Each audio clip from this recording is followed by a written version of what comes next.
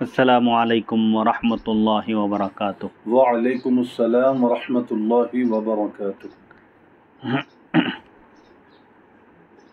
مولانا سید محمد عبدالواسع حسینی بخاری چشتی صاحب کی جانب سے امام ابو نعیم اصفہانی رحمۃ اللہ علیہ کی مشہور زمانہ تصنیف دلائل النبوہ کا سلسلہ وار درس جاری و ساری ہے۔ حضور پاک علیہ الصلوۃ والسلام کی سیرت اور آپ کے احوال مبارکہ پر مشتمل یہ کتاب ہے۔ آج کی نشست کا عنوان ہے ایک جن نے اسلام کی راہ دکھائی، یعنی اسلام کا راستہ بتایا اور نبی کی دعا نے گھر بسایا۔ نمبر 59۔ عبداللہ معافیٰ کہتے ہیں ہمارے قبیلے کا ایک شخص مازن بن عذوب عمان میں ایک بستی سمایا میں ایک بت کی خدمت کیا کرتا تھا۔ مازن کہتا ہے ایک دن ہم نے بت پر بھینٹ چڑھائی، اس کے قدموں میں جانور ذبح کیا۔ بھینٹ یعنی قربانی دی، اس کے بت کے قدموں میں جانور ذبح کیا تو میں نے بت کے اندر سے یہ آواز سنی، اے مازن سنو، خوش ہو جاؤ، خیر ظاہر ہو گیا اور شر چھپ گیا، یعنی بھلائی عام ہو گئی، ظاہر ہو گئی اور شر چھپ گیا۔ مضر قبیلے کا نام ہے، یہ قبیلے مضر سے ایک نبی اللہ کا دین لے کر تشریف لے آئے ہیں۔ اب تم بت پرستی چھوڑ دو، بتوں کی پوجا عبادت کرنا چھوڑ دو تو نارے جہنم سے آزاد ہو جاؤ گے۔ بتوں کی عبادت چھوڑ دو گے تو جہنم کی آگ سے رہائی ملے گی۔ میں اس آواز پر سخت دہشت زدہ ہو گیا، یعنی بت کے اندر سے جب یہ آواز آئی تو میں خوف زدہ ہو گیا۔ چند دن بعد ہم نے پھر ایک بھینٹ چڑھائی، پھر دوبارہ قربانی کی، بت کے قدموں میں جانور ذبح کیا تو پھر یہ آواز آئی، سنو جاہل نہ بنو، یہ نبی مرسل حق لے کر آ گئے ہیں، ان پر ایمان لاؤ تاکہ آتش شعلہ بار سے نجات پا سکو، یعنی جہنم کی آگ سے نجات پانا چاہتے ہو تو اس نبی پر ایمان لے آؤ۔ وہ آگ جس کا ایندھن پتھر ہیں، پتھر سے جس آگ کو بھڑکایا جائے گا۔ مازن کہتا ہے تو میں نے سوچا یہ بڑی تعجب خیز بات ہے، یعنی حیرت کی بات ہے، یقیناً قدرت مجھے کسی نعمت سے نوازنا چاہتی ہے۔ چند دن بعد اہل حجاز میں سے ایک آدمی ہمارے پاس آیا، میں نے کہا کیا کوئی تازہ خبر ہے؟ عرب کی کہنے لگا ایک نبی ظاہر ہوئے ہیں جن کا نام احمد صلی اللہ علیہ وسلم ہے، وہ اطاعت خداوندی کا حکم دیتے ہیں، اللہ کی فرما برداری کرنے کا وہ حکم دیتے ہیں۔ میں نے بت کے ٹکڑے کیے اور سفر کرتا ہوا بارگاہ رسالت میں آپ صلی اللہ علیہ وسلم میں حاضر ہوا۔ آپ نے مجھ پر اسلام کی تشریح کی، اسلام کا مفہوم آپ نے مجھے سمجھایا تو میں اسلام لے آیا اور یہ کہا کسرت باجرن جزازن وکان لنا ربن نطیف به ضلن بتضلالی بالہاشمی ہدانا من ضلالتنا ولم یکن دینہ منی علی بالی یا راکبن بلغن عمرا و اخوانہا انی لمن قال ربی باجر قالی، میں نے باجر نامی بت کو پاش کر دیا۔ یہ بت کا نام ہے باجر، بت کو ٹکڑے ٹکڑے کر دیا جو ہمارا رب بن کر بیٹھا ہوا تھا۔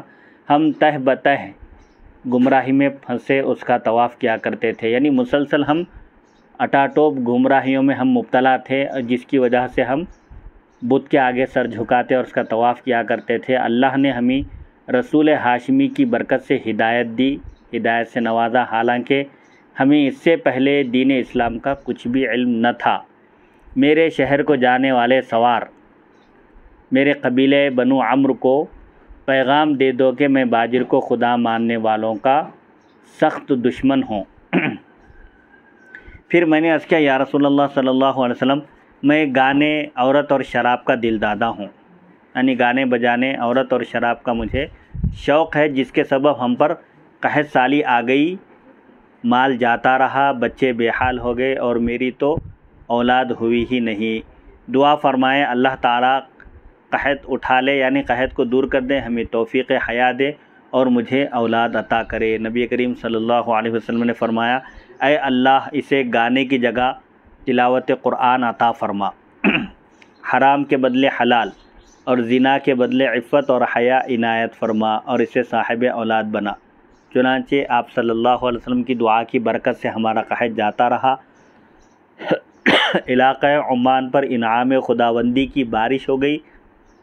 وہ راوی کہتے ہیں مازن، میں نے 4 عورتوں سے شادی کی اور قرآن کریم کا ایک حصہ یاد کر لیا، اور اللہ نے مجھے حیان بن مازن، حیان نامی بیٹا عطا فرمایا، تو میں نے شان رسالت میں آپ صلی اللہ علیہ وسلم میں یہ شعر کہے: الیکا رسول اللہ خبت مطیتی تجوب الفیافی من عمان الی العرج لتشفع لی یا خیر من وطئ الحصا فیغفر لی ربی فارجع بالفلج الی معشر خالفت فی اللہ دینہم فلا رأیہم رأی ولا شرجہم شرجی وکنت امرأ بالعہر والقمر مولعا شبابی حتی آذن الجسم بالنہج فبدلنی بالخمر خوفا وخشیتا وبالعہر احسانا فحسن لی فرجی۔ اے اللہ کے رسول صلی اللہ علیہ وسلم، میری سواری، ان اشعار کا ترجمہ یہ ہے: یا رسول اللہ صلی اللہ علیہ وسلم، میری سواری آپ کی طرف دوڑتی ہوئی آئی، عمان سے عرج تک راستے طے کرتے ہوئے آپ کی خدمت اقدس میں پہنچی۔ آپ کی بارگاہ اقدس میں حاضر ہونے کا مقصد یہ ہے تاکہ آپ میری شفاعت فرمائیں، میری سفارش فرمائیں۔ اے خیر الخلائق، اے سب سے بہترین مخلوق، اور اس طرح اللہ میری مغفرت کر دے تو میں ایسی قوم پر غلبہ حاصل کر لوں جو میرے دین کی مخالف ہے۔ میری اور ان کی رائے بلکہ ہر چیز جدا گانا ہے، الگ الگ ہے۔ میں نے اپنی جوانی زنا اور شراب میں گزار دی، جس سے میرے جسم کو سخت اذیت تکلیف پہنچی، مگر اللہ تعالیٰ نے مجھے شراب کے بدلے اپنی ذات کا خوف و خشیت، اور زنا کے بدلے عفت عطا فرمائی، پاک دامنی عطا فرمائی، اور میں گناہ سے محفوظ ہو گیا۔ اب میرا مقصد حیات راہ خدا میں جہاد ہے۔ میری زندگی کا مقصد اللہ کی راہ میں دشمنان اسلام سے لڑنا ہے۔ اللہ کے لیے میرا روزہ ہے اور اسی کے لیے میرا حج ہے۔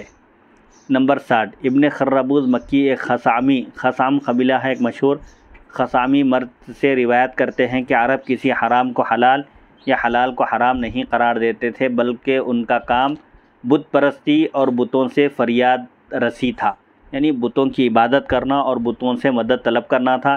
ایک بار ہم کسی بت کے پاس اس لیے بیٹھے تھے کہ وہ ہمارے درمیان پیدا ہونے والے کسی اختلاف کا فیصلہ کرے۔ اچانک ایک غیبی آواز آئی: فَأَصْبَحَتْ ہمی فی الجہاد ونیتی فللہ ما صرمی وللہ ما حجی یا ایہا الناس ذوی الاجسام ما انتم وطائش الاحلام ومسند الحکم الی الاصنام ھذا نبی سید الانام اعدل فی الحکم من الحکام یصدع بالنور والاسلام ویزع الناس عن الآثام مستعلن فی البلد الحرام۔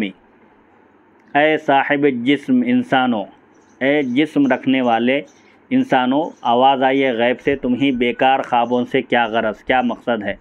بتوں سے فیصلہ کروانا چاہتے ہو؟ یہ سوالیہ انداز ہے۔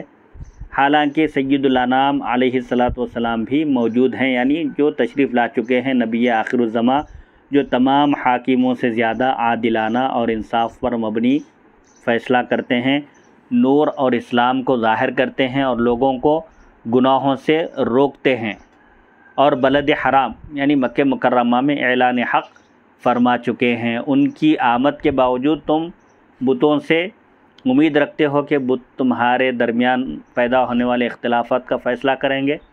راوی کہتے ہیں ہم یہ سن کر ڈر گئے، جب یہ آواز آئی غیب سے تو ہم یہ سن کر ڈر گئے اور بت کے پاس سے اٹھ گئے۔ ایک عرصے کے بعد یہ اشعار بھی، یہ جو اشعار کی شکل میں جو ان کو ہدایت دی گئی تھی اور بتوں سے دوری اختیار کرنے کا حکم دیا گیا تھا، یہ بھی قصہ پارینہ بن گئے، یعنی پرانی بات ہو گئی، یہاں تک کہ نبی کریم صلی اللہ علیہ وسلم مکے میں ظاہر ہوئے، یعنی آپ مکے میں نبوت کا اعلان فرمایا، پھر مدینہ طیبہ تشریف لائے ہجرت کر کے، تو میں خدمت اقدس میں حاضر ہو کر اسلام لے آیا۔ نمبر 61، خویلد ضمیری کہتے ہیں ہم ایک بت کے پاس بیٹھے تھے کہ اس کے اندر سے آواز آئی، کوئی شخص چیخ چیخ کر کہہ رہا تھا، آسمانوں سے باتیں حاصل کرنا بند ہو گیا۔ حضور پاک علیہ الصلوۃ والسلام کی آمد سے پہلے تک شیاطین آسمان پر فرشتوں کو جو اللہ کی طرف سے احکام دیے جاتے یا دنیا میں ہونے والی کچھ تبدیلیوں کے بارے میں بتایا جاتا تو اس میں سے کچھ باتیں چرا لیتے تھے شیاطین، اور اس کو پھر وہ ان کی چوکیاں بنے ہوئے تھے۔ ایک شیطان جب وہ بات چرا کر فرار ہوتا تو اس کو شہاب ثاقب، ایک ستارے سے اس کو مارا جاتا تو وہ فوراً اپنی بات دوسرے تک پہنچاتا، اس کے بعد وہ ختم ہو جاتا تھا۔ لیکن حضور پاک علیہ الصلوۃ والسلام کی تشریف آوری کے بعد جنات کا، شیاطین کا آسمان پر داخلہ بند ہو گیا اور وہاں سے خبریں چرانے کا بھی عمل ختم ہو گیا۔ اب آگ کے انگارے برسائے جاتے ہیں۔ اگر کوئی جن یا کوئی شیطان کوئی غیب کی بات وہاں سے چرانا چاہتا ہے، معلوم کرنا چاہتا ہے، تو آگ کے انگارے برسا کر اس کو ختم کر دیا جاتا ہے، اس لیے کہ مکے میں ایک نبی ظاہر ہوئے ہیں جن کا نام نامی احمد صلی اللہ علیہ وسلم ہے۔ یثرب یہ مدینہ منورہ کا پرانا نام ہے۔ یثرب ان کا دار ہجرت ہے، یعنی مدینہ منورہ کی طرف ہجرت فرمائیں گے۔ نماز، روزہ، نیکی اور صلہ رحمی کا حکم دیتے ہیں۔ ہم بت کے پاس سے اٹھ کھڑے ہوئے، ہم نے تحقیق کی تو پتہ چلا واقعی حقیقت میں مکے میں نبی کریم صلی اللہ علیہ وسلم نے نبوت کا اعلان فرما دیا تھا، اور آپ کا نام بھی احمد تھا صلی اللہ علیہ وسلم۔ نمبر 62، حضرت عباس بن مرداس رضی اللہ عنہ کے اسلام لانے کا واقعہ اور بت کی گواہی۔ نمبر 62، عباس بن مرداس سلمی کہتے ہیں میرے اسلام لانے کا سبب، اسلام لانے کی وجہ یہ ہے کہ میرے باپ مرداس نے مرتے دم مجھے زمار نامی بت کی خدمت جاری رکھنے کی وصیت کی تھی، تاکید کی تھی۔ میں نے اسے کمرے میں رکھ لیا اور روزانہ اس کے پاس حاضر ہوتا۔ جب نبی کریم صلی اللہ علیہ وسلم نے ظہور فرمایا تو میں نے ایک مرتبہ آدھی رات گزرے ایک آواز سنی۔ ایک شب جب آدھی شب گزر چکی تھی، ایک آواز آئی جس سے میں ڈر گیا۔ وہ آواز یہ تھی، قل للقبیلۃ من سلیم کلھا ہلک الانیس وعاش اہل المساجد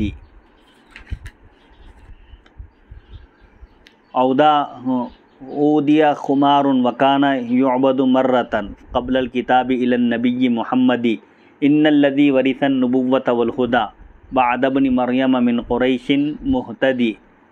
ایک آواز آئی آدھی رات گزرنے کے بعد، سارے قبیلے سلیم کو کہہ دو کہ لوگ ہلاک ہو جائیں گے مگر اہل مساجد نہ مریں گے۔ سب لوگ ہلاک ہو جائیں گے جو اللہ کی عبادت کرنے والے ہیں مساجد میں، وہ لوگ نہیں مریں گے، ان کا ذکر باقی رہے گا۔ زمار نامی بت ہلاک ہو گیا، حالانکہ نبی محمد صلی اللہ علیہ وسلم پر کتاب اترنے سے پہلے ایک مدت اس کی عبادت ہوتی رہی۔ عیسیٰ ابن مریم علیہ السلام کے بعد جو قریشی مرد نبوت و ہدایت کے وارث ہوئے ہیں وہ بڑے ہدایت یافتہ ہیں، یعنی نبی کریم صلی اللہ علیہ وسلم کی ذات گرامی مراد ہے۔ میں نے یہ ماجرہ خفیہ رکھا۔ کون؟ یہ عباس بن مرداس کہتے ہیں میں نے یہ ماجرہ، یہ واقعہ میں نے پوشیدہ رکھا، کسی کے سامنے ظاہر نہیں کیا۔ جن دنوں لوگ چھپا کر رکھا، جن دنوں لوگ صحابہ کرام، لوگ سے مراد صحابہ کرام جنگ خندق سے واپس ہوئے، میں ایک بار ذات عرق، ایک مقام کا نام ہے یہ ذات عرق، یہ ایک احرام باندھنے کی ایک جگہ ہے جہاں سے آنے والوں کو اس مقام پر احرام باندھنا لازمی ہے۔ حج یا عمرے کے لیے اگر آئیں تو یہ میقات ہے۔ ذات عرق میں آپ آرام کر رہے تھے، کہتے ہیں میں نے آواز سنی، پھر کیا دیکھتا ہوں ایک شخص شتر مرغ پر سوار ہے اور کہہ رہا ہے، وہ نور جو پیر اور منگل کو ناقہ عذبہ والے پر دار بنی عنقا میں نازل ہوا ہے۔ اتنے میں کسی نے بائیں طرف سے جواب دیا، جنوں اور ان کے شیاطین کو بتلا دو کہ سواریوں نے اپنے سامان رکھ دیے ہیں اور محافظوں نے آسمان کی حفاظت شروع کر دی ہے۔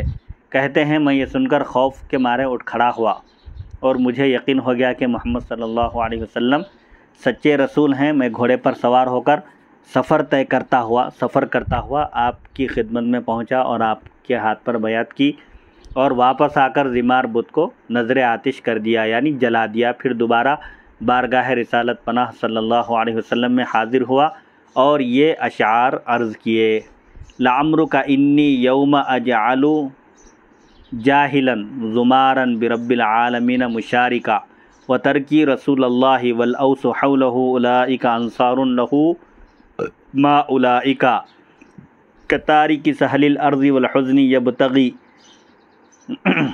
لیسلک فی وعث الامور المسالک فآمنت باللہ الذی انا عبدہ وخالفت من امسی یرید المہالک ووجہت وجہی نحو مکۃ قاصدا ابایع نبی الاکرمین المبارک نبی اتانا بعد عیسیٰ بناطق من الحق فیہ الفصل فیہ کذالک امین علی الفرقان اول شافع و اول مبعوث یجیب الملائکہ تلافی عر الاسلام بعد انتقاضها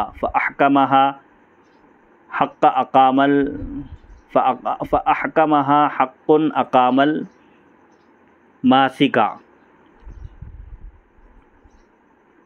عنيتك يا خير البرية كلها توسطت في الفرعين والمسجد مالك وأنت المصفى من قريش إذا سمعت على ضمرها تبقي القرون المباركة إذا انتسب الحيان كعب ومالك وجدناك محضا والنساء العواتك وأنت المصفى من قريش إذا سمت على ضمرها تبقي القرون المباركة إذا انتسب الحيان كعب ومالك وجدناك محضا والنساء العواتك.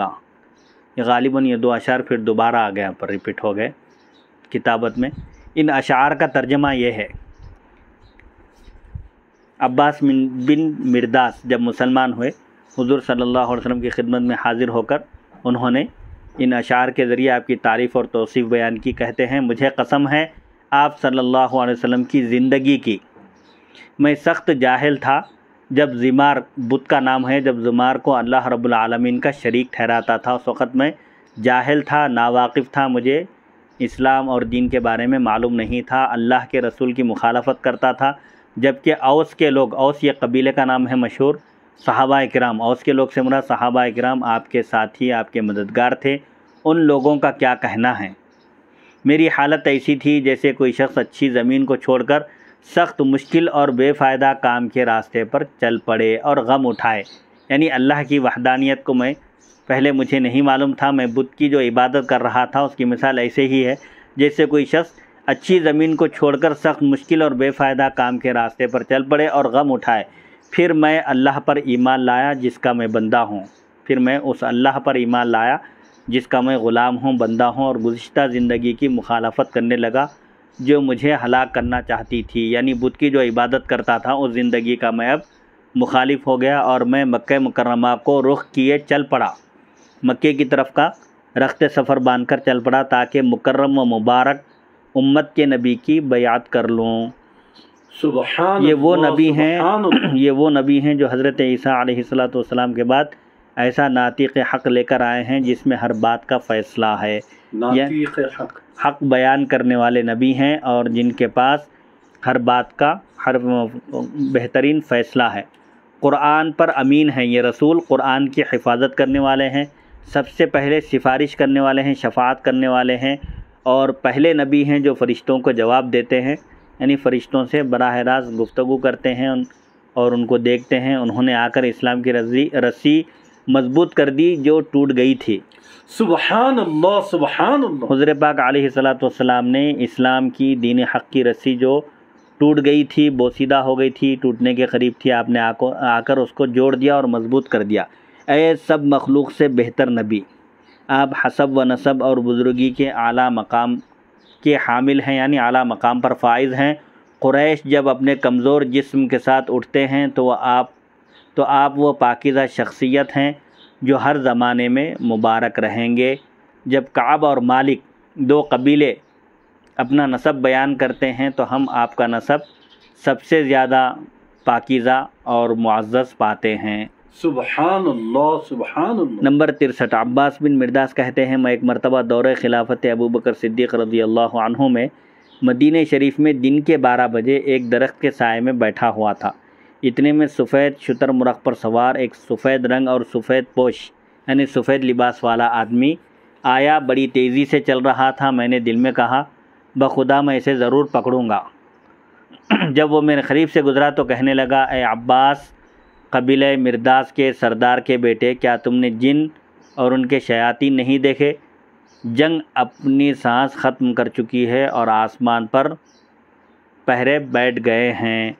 عباس کہتے ہیں میں وہاں سے پلٹا اور اس واقعے کے بارے میں سوال کرتا رہا کہ وہ سفید کپڑے والے کون ہو سکتے ہیں، تاآنکہ یہاں تک کہ میرے پاس میرا چچا زاد بھائی آیا۔ اس نے کہا وہ نبی کریم صلی اللہ علیہ وسلم تھے جو خفیہ طور پر اللہ کی طرف دعوت دینے کے لیے نکلے تھے، یعنی دین اسلام کی تبلیغ اور اس کی نشر و اشاعت کے لیے آپ تشریف لائے تھے۔ صنم خانہ بتوں سے ذکر رسول کی اٹھنے والی صداؤں سے گونج اٹھا۔ صنم خانہ یعنی بت خانہ، جہاں پر بت رکھے ہوئے تھے، بتوں سے خود ذکر رسول کی آواز آئی، جس کی وجہ سے وہ پورا صنم خانہ گونج اٹھا۔ سبحان اللہ سبحان نمبر 64 حضرت راشد بن عبداللہ سے روایت ہے، کہتے ہیں مکہ شریف سے 3 میل دور رہات علاقے میں سواع نام کا ایک بت تھا۔ حذیل اور ظفر 2 قبیلے اس پر اعتقاد رکھتے تھے، یعنی اس بت کے معتقد تھے۔ چنانچہ بنو ظفر نے راشد اسلام قبول کرنے سے پہلے اپنے علاقے میں بت خانے کے نگہبان تھے، نگران کار تھے، مگر نبی کریم علیہ الصلوۃ کے غلام بن جانے کے بعد حضرت راشد بن عبد ربہ رضی اللہ عنہ بن گئے، یعنی بت خانے کے نگہبان سے وہ اسلام میں داخل ہوئے اور حضور پاک علیہ الصلوۃ کے غلام بن گئے۔ راشد بن عبد ربہ کو اپنے قبیلے کی طرف سے سواع بت کے لیے ہدیہ بھیجا۔ کس نے؟ بنو ظفر، قبیلے بنو ظفر نے۔ راشد کہتے ہیں میں فجر ہوتے ہی ہدیہ پیش کرنے بتوں کے پاس گیا۔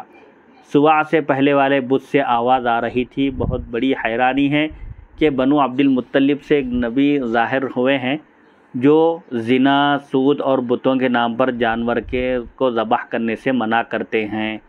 آسمان کی حفاظت ہو گئی ہے، یعنی فرشتوں کا پہرا بٹھا دیا گیا اور کوئی جن کوئی شیطان آسمانوں تک رسائی حاصل کر کے وہاں کی خبریں نہیں لا سکتا، اور ہمیں انگاروں کا نشانہ بنایا جانے لگا ہے۔ ایک بت سے آواز آ رہی تھی، بڑی حیرانی ہے، یعنی حیرت کی بات ہے۔ پھر ایک بت سے آواز آئی، زمار بت کو چھوڑ دیا گیا ہے جبکہ پہلے اس کی عبادت ہوتی تھی۔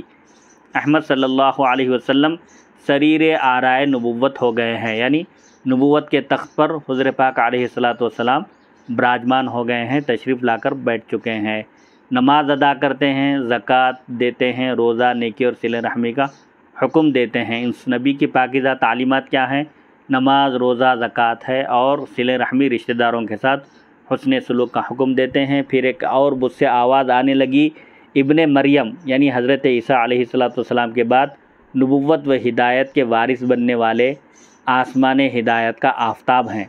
وہ ایسے نبی ہیں جو گزشتہ کی بھی خبریں دیتے ہیں اور آئندہ کی بھی، مستقبل میں پیش آنے والے واقعات اور حکایات کی والے امور کی بھی آپ خبر دیتے ہیں، اور جو گزشتہ امتیں گزر چکی ہیں ان کے بارے میں بھی آپ بتاتے ہیں۔ سبحان اللہ سبحان اللہ۔ راشد کہتے ہیں کہ میں نے آگے چل کر دیکھا کہ سواع بت کے گرد 2 لومڑی منہ مارتے پھرتے اور بت کے آگے پڑے ہوئے نذرانوں اور کھانوں کا صفایا کر رہے ہیں۔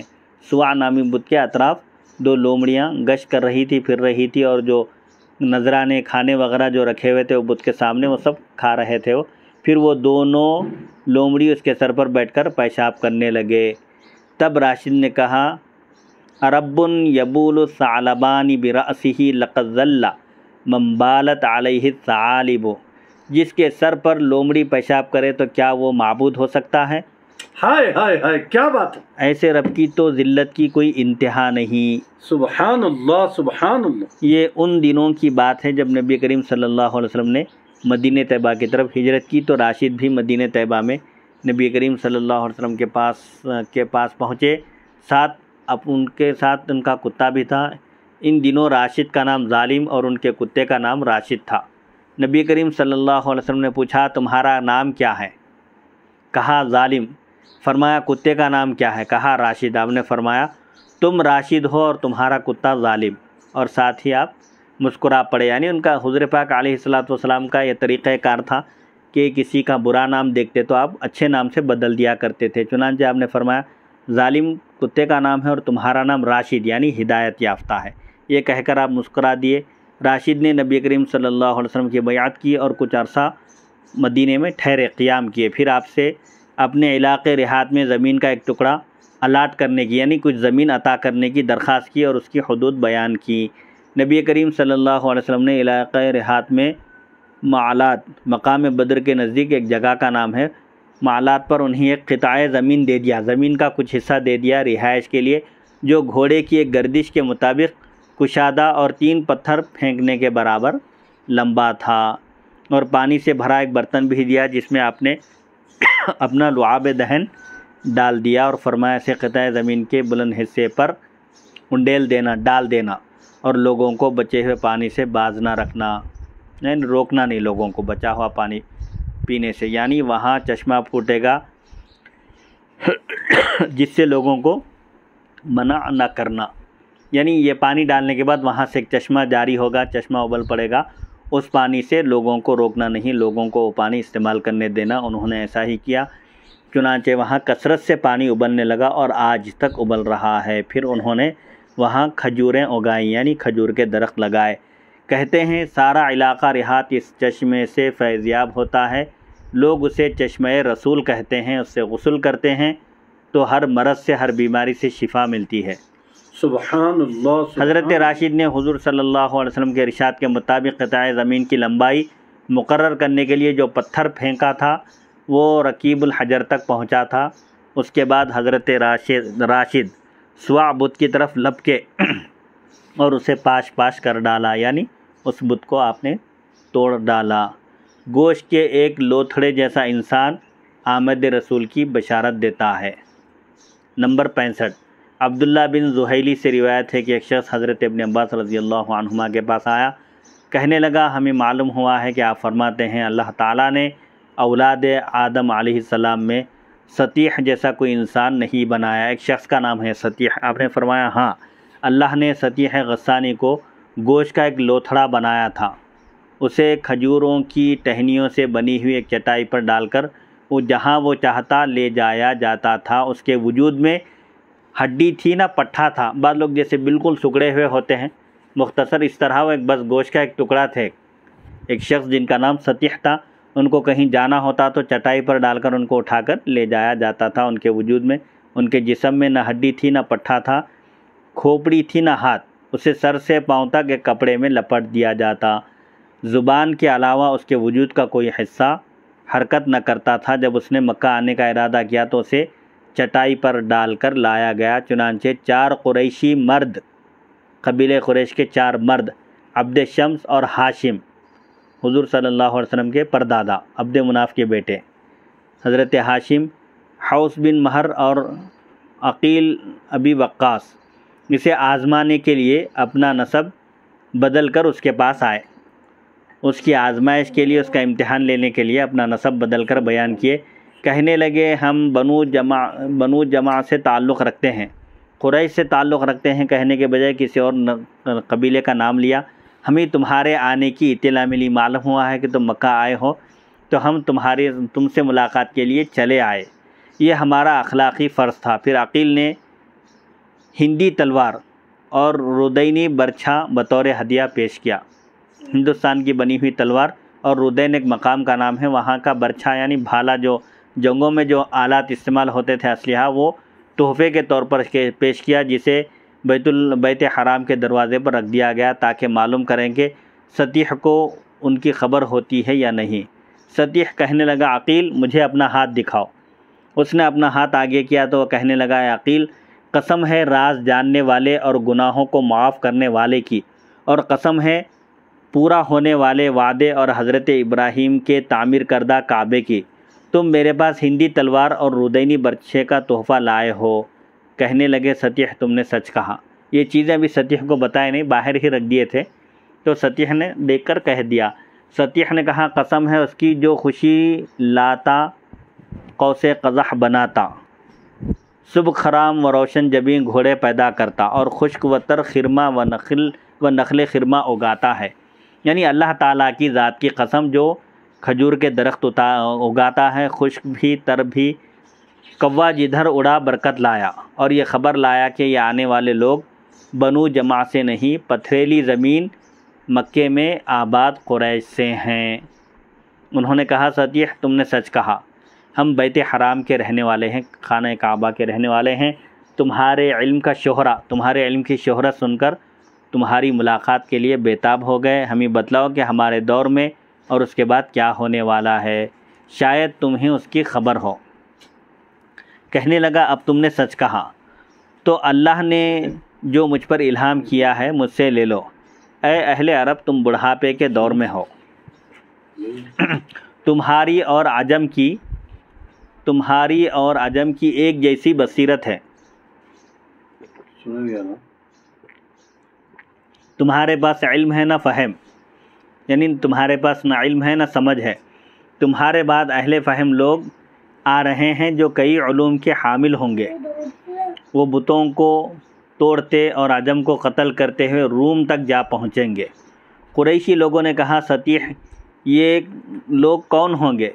کہا قسم ہے رکنوں والے گھر اور امن و سکون کی، رکنوں والے گھر سے مراد خانہ کعبہ، قسم ہے خانہ کعبہ کی اور امن و سکون کی، تمہارے بعد ایسے بچے پیدا ہوں گے جو بڑے ہو کر بت شکن بنیں گے، یعنی بتوں کو توڑنے والے بنیں گے، توحید کا نغمہ گانے والے بنیں گے، شیطان کی عبادت کے منکر اور توحید الہی کے علم بردار ہوں گے، یعنی شیطان کی عبادت کرنے سے انکار کر دیں گے اور اللہ تعالیٰ کی وحدانیت کا پرچار کریں گے، مالک کے یوم النشور کا دین پھیلائیں گے، یعنی قیامت کے دن کا جو مالک ہے یعنی اللہ تعالیٰ کا دین پھیلائیں گے، بلند عمارتیں قائم کریں گے اور سفر و جہاد کی وجہ سے لوہار کی طرح گندم گوں ہو جائیں گے۔